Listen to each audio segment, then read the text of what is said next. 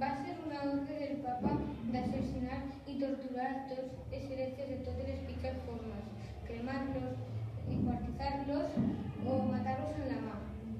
Des d'aquell dia memorable que Jesús va dir que la batalla de l'enemic és el terreny dels cristians,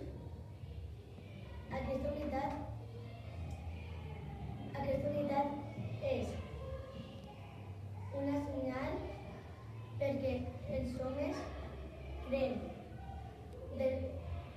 creen en Jesús des